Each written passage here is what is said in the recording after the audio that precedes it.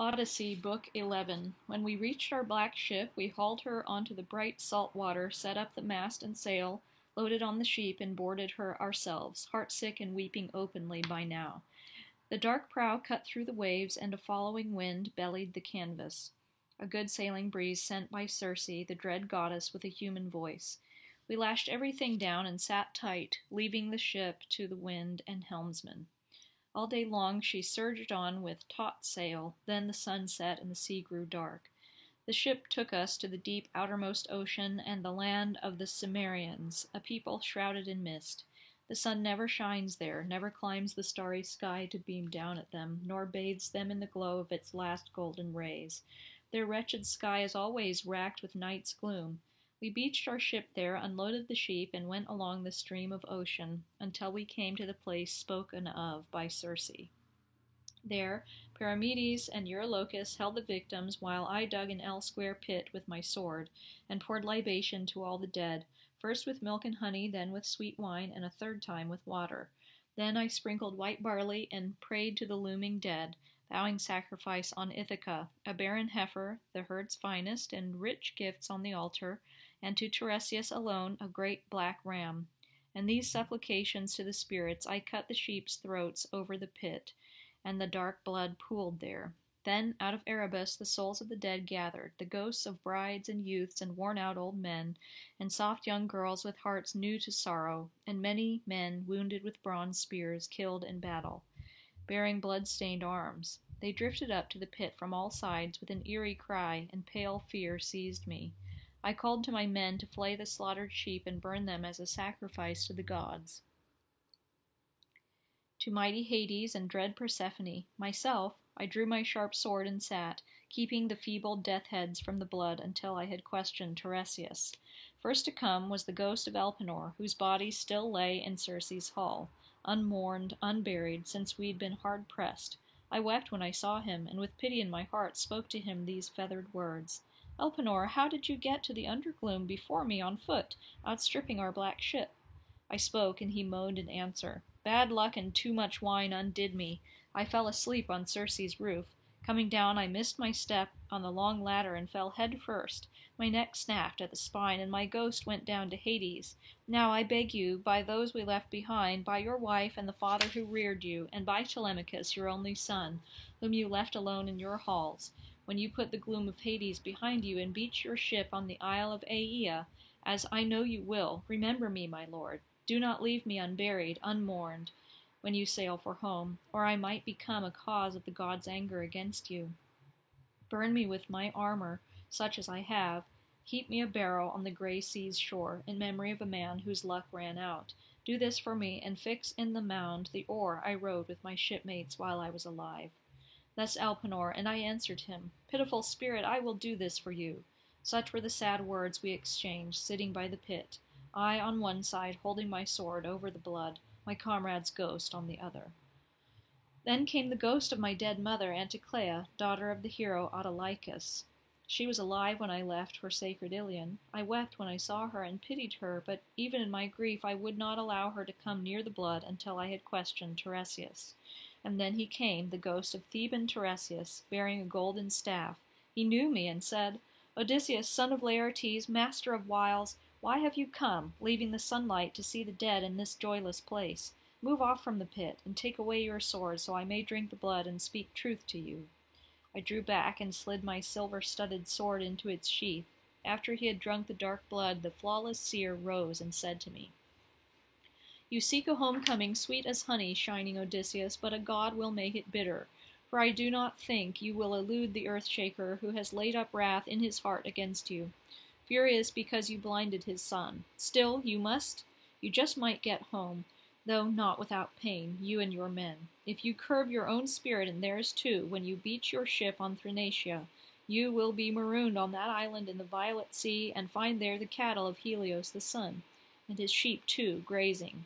Leave these unharmed, keep your mind on your homecoming, and you may still reach Ithaca, though not without pain. But if you harm them, I foretell doom for you, your ship, and your crew, and even if you yourself escape, you will come home late, and badly, having lost all companions and in another ship, and you shall find trouble in your house. arrogant men devouring your wealth and courting your wife, yet vengeance will be yours. And when you have slain the suitors in your hall, by ruse or by sword, then you must go off again, carrying a broad-bladed oar, until you come to men who know nothing of the sea, who eat their food unsalted, and have never seen red-prowed ships or oars that wing them along. And I will tell you a sure sign that you have found them, one you cannot miss. When you meet another traveler who thinks you are carrying a winnowing fan, then you must fix your oar in the earth and offer a sacrifice to Lord Poseidon.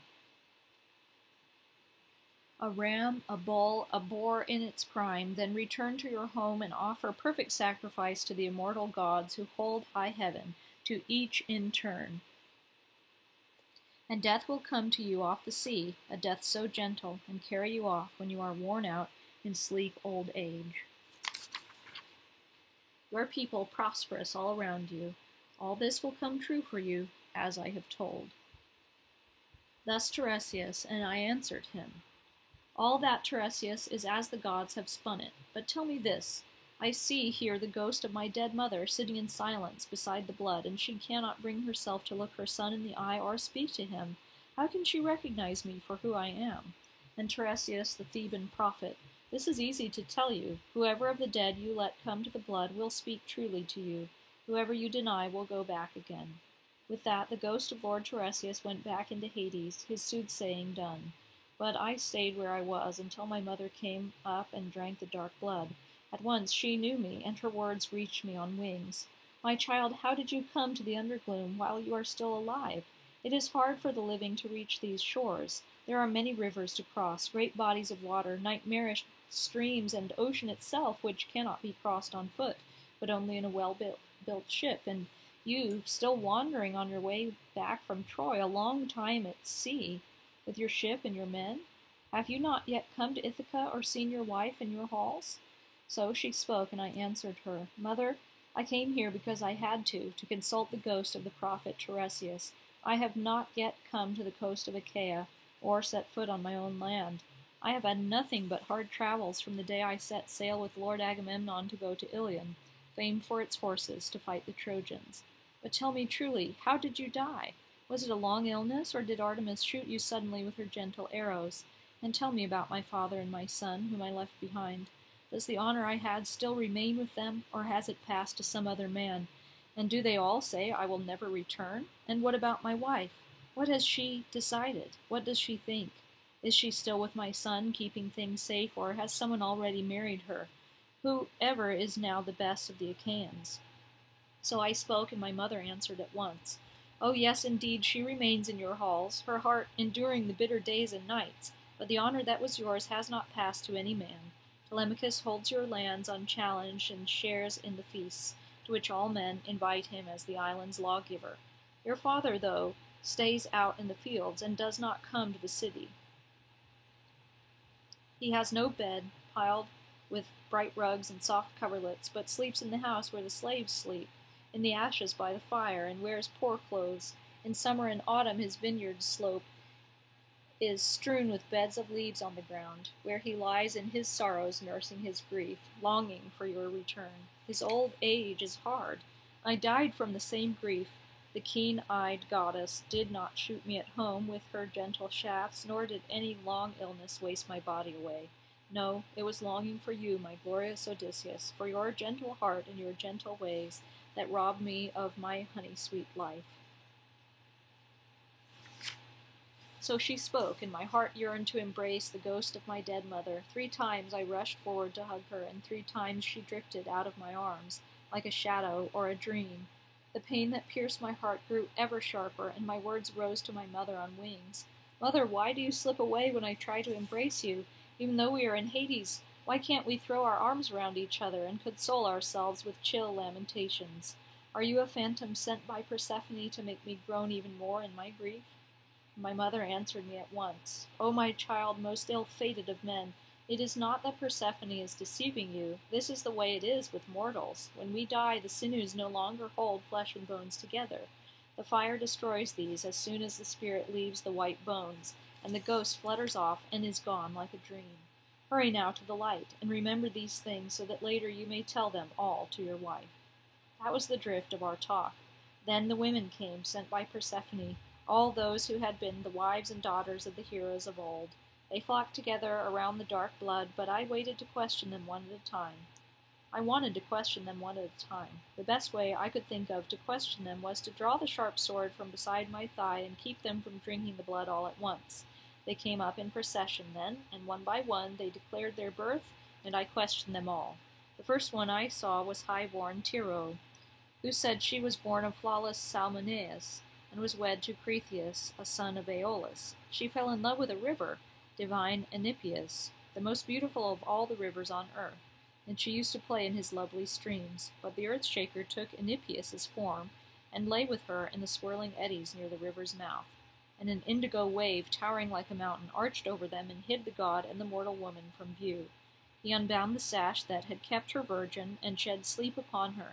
And when the god had finished his love-making, he took her hand and called her name softly, and said to her, "Be happy in this love, woman. As the year turns, you will bear glorious children, for a god's embrace is never barren. Raise them and care for them. Now go to your house and say nothing of this, but I am Poseidon, who makes the earth tremble." With that he plunged into the surging sea, and Tiro conceived and bore Peleus and Neleus, who served great Zeus as strong heroes both. Peleus with his flocks in Iolcus' grasslands, and Neleus down in sandy Pylos. She bore other children to Cretheus, Aeson, Pheres, and the charioteer Amithaon.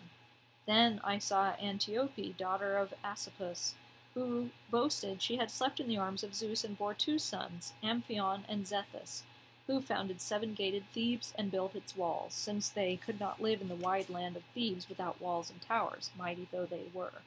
Next I saw Alcmene, Amphitriten's wife, who bore Heracles, the lion-hearted battler, after lying in Zeus's almighty embrace.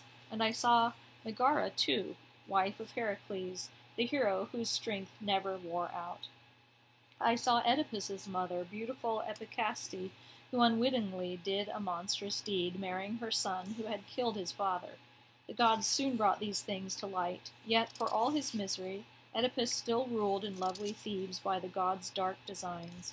But Epicaste, overcome by her grief, hung a deadly noose from the ceiling rafters and went down to implacable Hades' realm, leaving behind for her son all the sorrows a mother's avenging spirits can cause.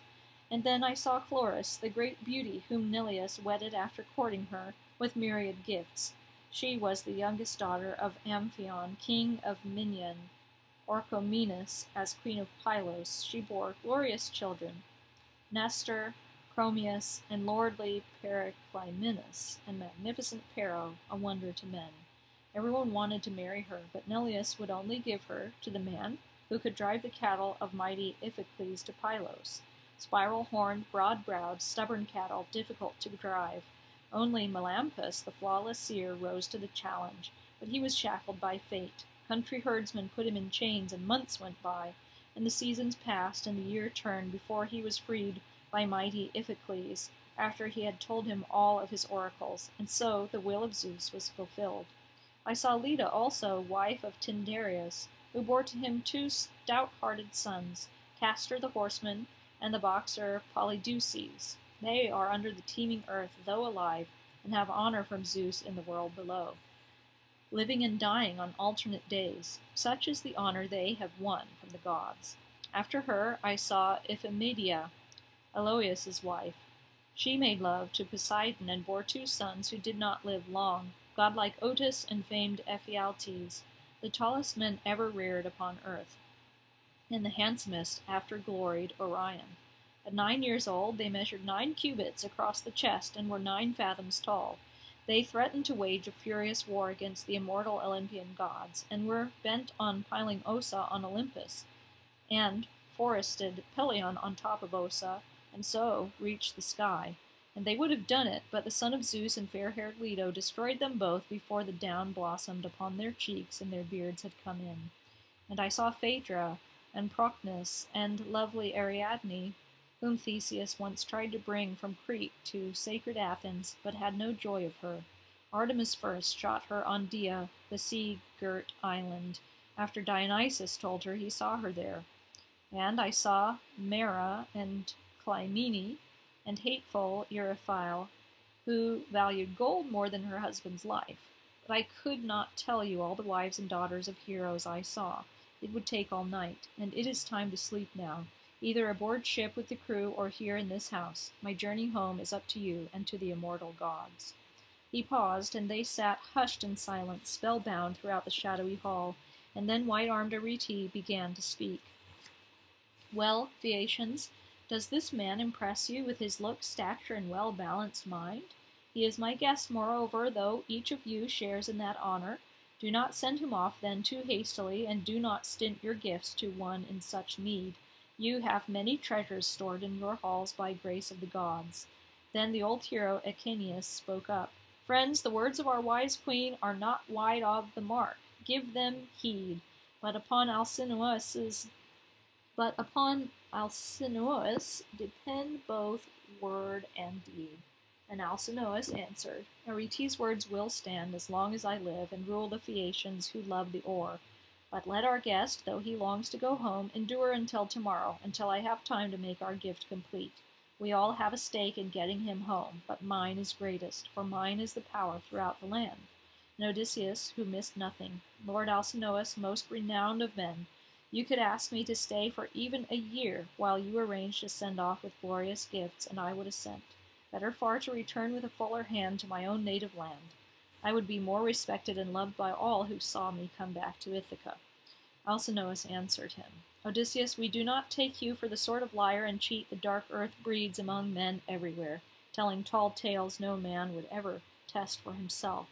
Your words have outward grace and wisdom within, and you have told your tale with the skill of a bard, all that the Greeks and you yourself have suffered. But tell me this as accurately as you can. Did you see any of your godlike comrades who went with you to Troy, and met their fate there?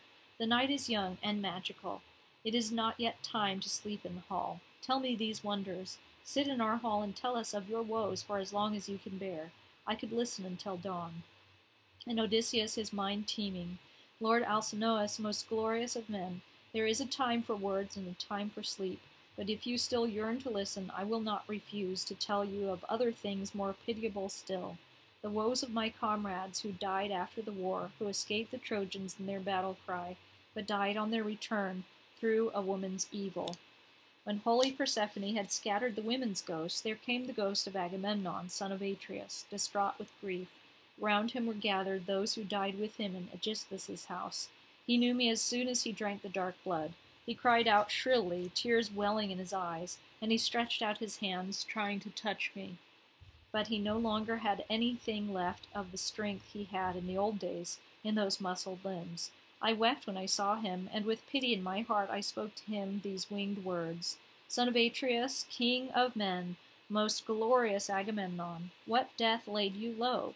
Did Poseidon sink your fleet at sea after hitting you hard with hurricane winds? Or were you killed by enemy forces on land, as you raided their cattle and flocks of sheep, or fought to capture their city and women? And Agamemnon answered at once, Son of Laertes in the line of Zeus, my crafty Odysseus, no, Poseidon did not sink my fleet at sea after hitting us hard with hurricane winds, nor was I killed by enemy forces on land. Aegisthus was the cause of my death. He killed me with the help of my cursed wife, after inviting me to a feast in his house, slaughtered me like a bull at a manger. So I died a most pitiable death, and all around me my men were killed relentlessly like white-tusked swine, for a wedding banquet or dinner party in the house of a rich and powerful man. You have seen many men cut down, both in single combat and in the crush of battle, but your heart would have grieved as never before at the sight of us lying around the wine bowl and the laden tables in that great hall. The floor steamed with blood, but the most piteous cry I ever heard came from Cassandra, Priam's daughter. She had her arms around me down on the floor when Clytemnestra ran her through from behind. I lifted my hands and beat the ground as I lay dying with a sword in my chest. But that bitch, my wife, turned her back on me and would not shut my eyes or close my lips as I was going down to death. Nothing is more grim or more shameless than a woman who sets her mind on such an unspeakable act as killing her own husband.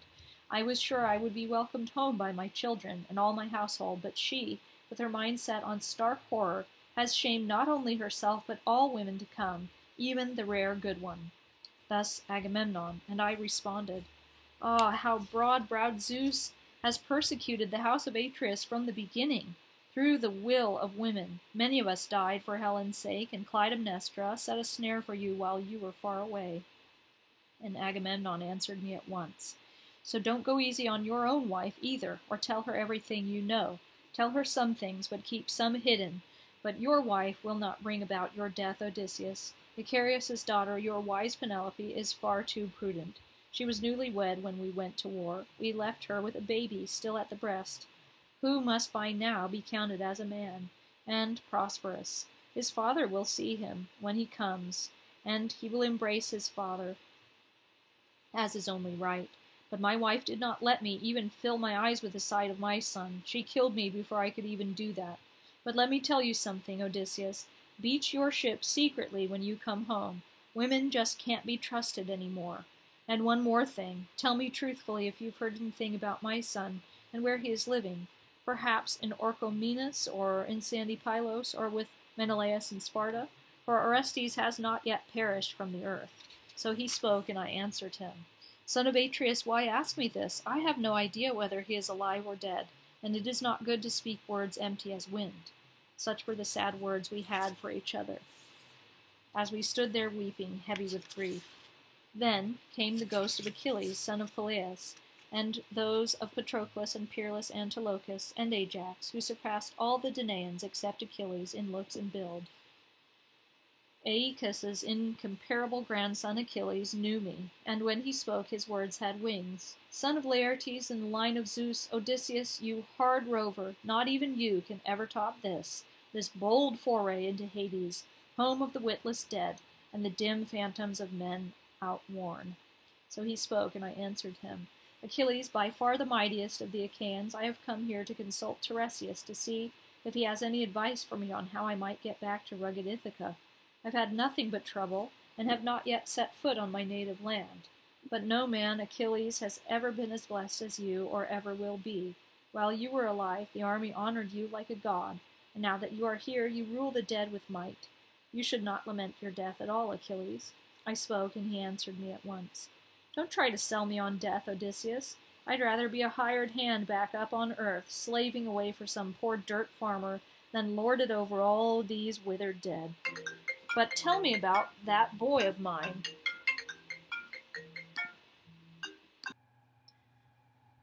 Did he come to the war and take his place as one of the best, or did he stay away? And what about Peleus? What have you heard? Is he still respected among the Myrmidons? Or do they dishonor him in Phthia and Hellas, crippled by old age in hand and foot? And I'm not there for him in the sunlight with the strength I had in wide Troy once, when I killed Ilion's best and savaged the army. Just let me come with that kind of strength to my father's house even for an hour, and wrap my hands around his enemies' throats. They would learn what it means to face my temper. Thus Achilles, and I answered him. I have heard nothing of flawless Peleus, but as for your son Neoptolemus, I'll tell you all I know, just as you ask. I brought him over from Scyros myself in a fine vessel to join the Greek army at Troy, and every time we held council there he was always the first to speak, and his words were never off the mark.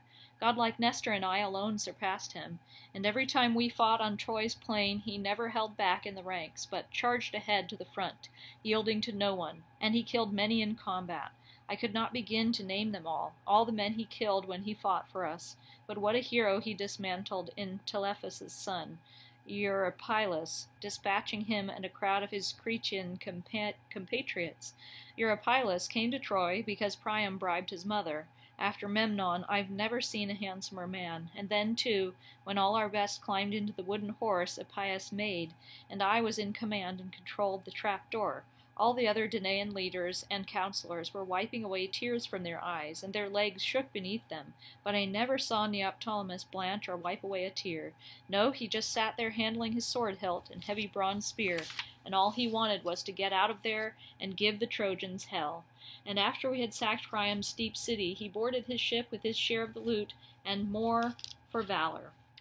And not a scratch on him. He never took a hit from a spear or sword in close combat, where wounds are common. When Ares rages, anyone could be hit. So I spoke, and the ghost of swift-footed Achilles went off with huge strides through the fields of Asphodel, filled with joy at his son's preeminence. The other ghosts crowded around in sorrow, and each asked about those who were dear to him. Only the ghost of Telamonian Ajax stood apart, still furious with me because I had defeated him in the contest at Troy to decide who would get Achilles' armor. His goddess mother had put it up as a prize, and the judges were the sons of the Trojans and Pallas Athena. I wish I had never won. That contest buried Ajax, that brave heart, the best of the Danaans in looks and deeds, after the incomparable son of Peleus. I tried to win him over with words like these: Ajax, son of flawless Telamon, are you to be angry with me even in death, over that accursed armor? The gods must have meant it to be the ruin of the Greeks. We lost a tower of strength to that armor. We mourn your loss as we mourn the loss of Achilles himself. Zeus alone is to blame. He persecuted the Greeks terribly, and he brought you to your doom. No, come back, Lord Ajax, and listen. Control your wrath, and rein in your proud spirit. I spoke, but he said nothing. He went his way to Erebus to join the other souls of the dead. He might yet have spoken to me there, or I might yet have spoken to him, but my heart yearned to see the other ghosts of the dead. There I saw Minos, Zeus's glorious son, scepter in hand, judging the dead, as he sat in the wide-gated house of Hades, and the dead sat too and asked him for judgments. And then Orion loomed up before me, driving over the fields of Asphodel. The beasts he had slain in the lonely hills, in his hands a bronze club forever unbroken. And I saw Tityos, a son of glorious Earth, lying on the ground, stretched over 9 acres, and 2 vultures sat on either side of him and tore at his liver, plunging their beaks deep into his guts, and he could not beat them off, for Tityos had raped Leto, a consort of Zeus, as he went to Pytho through lovely Panopeus. And I saw Tantalus there in his agony, standing in a pool, with water up to his chin. He was mad with thirst, but unable to drink. For every time the old man bent over, the water would drain away and vanish, dried up by some god, and only black mud would be left at his feet. Above him dangled treetop fruits, pears and pomegranates, shiny apples, sweet figs, and luscious olives. But whenever Tantalus reached up for them, the wind tossed them high to the shadowy clouds. And I saw Sisyphus there in his agony, pushing a monstrous stone with his hands, digging in hard. He would manage to shove it to the crest of a hill, but just as he was about to heave it over the top, the shameless stone would teeter back and bounce down to the plain. Then he would strain every muscle to push it back up, sweat pouring from his limbs and dusty head. And then mighty Heracles loomed up before me, his phantom, that is, for Heracles himself feasts with the gods and has as his wife beautiful Hebe, daughter of great Zeus and gold-sandaled Hera. As he moved, a clamor arose from the dead around him, as if they were birds flying off in terror. He looked like midnight itself. He held his bow with an arrow on the string, and he glared around him as if he were always about to shoot. His belt, a baldric of gold crossing his chest, was stark horror, a phantasmagoria of bears and wild boars and green-eyed lions, of battles and bloodshed, murder and mayhem. May this be its maker's only masterpiece, and may there never again be another like it. Heracles recognized me at once, and his words beat down on me like dark wings. Son of Laertes in the line of Zeus, crafty Odysseus, poor man, do you too drag out a wretched destiny such as I once bore under the rays of the sun? I was a son of Zeus and grandson of Cronus, but I had immeasurable suffering, enslaved to a man who was far less than I, and who laid upon me difficult labors. Once he even sent me here to fetch the hounds of hell, for he could devise no harder task for me than this. That hound I carried out of the house of Hades, with Hermes and grey-eyed Athena as guides. And Heracles went back into the house of Hades, but I stayed where I was in case any more of the heroes of yesteryear might yet come forth, and I would have seen some of them, heroes I longed to meet, Theseus and Pirithous, glorious sons of the gods. But before I could, the nations of the dead came thronging up with an eerie cry, and I turned pale with fear that Persephone would send from Hades' depths the pale head of that monster, the Gorgon. I went to the ship at once and called to my men to get aboard and untie the stern cables. They boarded quickly and sat at their benches. The current bore the ship down the river Ocean. We rowed at first, and then caught a good tailwind.